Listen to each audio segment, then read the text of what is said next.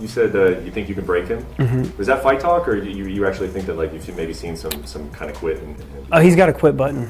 I've seen it. Yeah, he's got a quit button, and Where so do you see it? You can see it in that first Yan fight. I mean, that when he got kneed in the head, he was going to get finished either way. Unfortunately for Yan, he did what he did, right? Because he was going to finish him, because he couldn't get any of the takedowns. He couldn't get that fight where he wanted it, So I'm going to blow my knee out. I'm going to have one eye. I'm going to be coming at you like the Terminator. No matter what's put in front of me, I'm going to be fighting. And I feel like he doesn't have that. You can watch Aljamain Sterling fight TJ Dillashaw this Saturday by ordering UFC 280 pay-per-view, which will be available at ESPN+.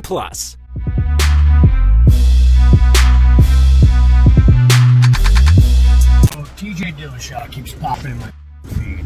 And man, TJ, you are the scum of the earth. The fact that you're even allowed to compete in MMA shocks me. And let me tell you why you're scum. Like when you beat a guy, maybe you would have won, maybe you wouldn't have won. But you beat these guys, half their check is gone, and ranking's gone. Like you do so much damage to somebody's life just because you're roaring it out. You are scum. You should never be allowed to compete in MMA again.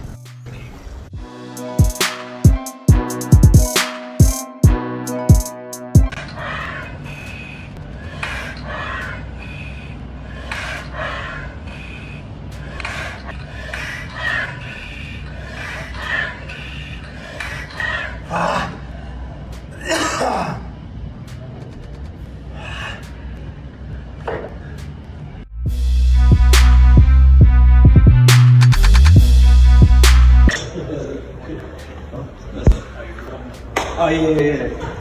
That's just awesome. Come on, man. Don't do that to me. I work hard, man. Don't do that to me.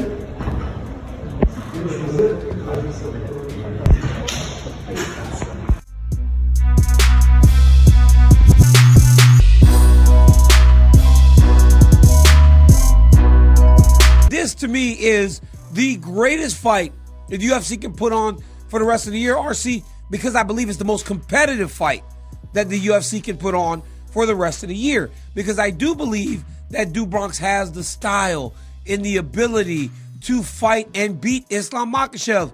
I've always said that. But it's almost like people want me to go and kind of crap on my friend. I'm not going to crap on my friend to make people feel better. I believe and I'm confident that he can win the fight and become the champion. But I do recognize that this is by far the most difficult challenge that Islam Makhachev has ever had in his entire UFC career. And I'm not talking about just recently. Charles Oliveira, in the way that he is fighting right now, is as dangerous as anyone in the entire UFC. That's why this fight is so good, because for the first time in a long time, you feel like the guy that Islam's fighting has an actual chance to beat him, RC.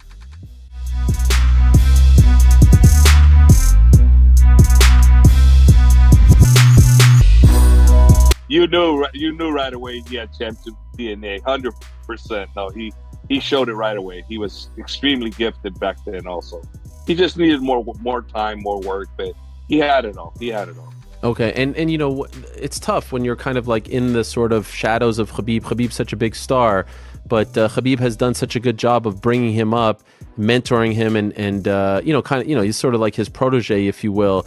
Did you feel like for a while he was kind of like trying to be Khabib, but now that Khabib is out of the active game, it's allowed him to just be himself and go down his own path and be comfortable with who you know what I mean? Like that presence is no longer there. He's now coaching him, but he doesn't have to necessarily copy him.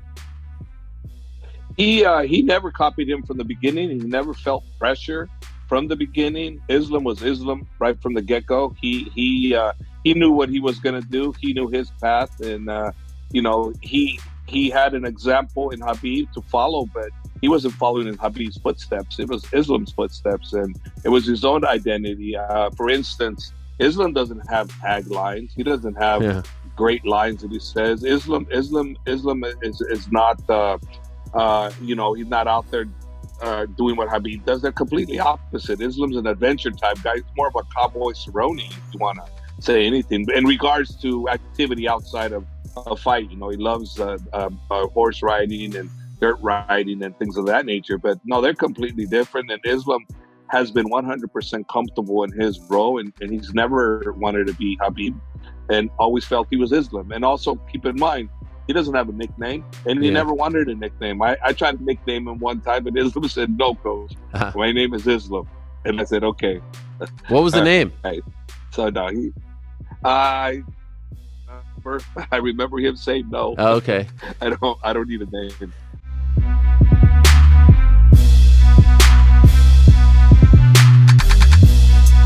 I don't think he pulls it off. I don't think he that good at all. I don't think it's all hype. We about to find out if he lives up to the fucking hype. But how he do it? Right, so obviously you going Peter. He's obviously been you going Peter. Bro, he's been Peter do it. He's been getting his little licked by the UFC. They're getting over there coding and playing coding and what's the word I'm looking for? Looking out for that basically. Hey, so how do you think Often that put her ass up, you know? How do you think Peter gets it done then? How do Peter get it done? Yeah, how you do it? Hardcore in his face. That's exactly what I think Peter's gonna do. Peter's doing what he's been doing. Everybody's gonna do the same thing. Come in there and try to take you out, you know? And I think now he's gonna be trying to run away and keep his distance and fight with his distance stuff, you know?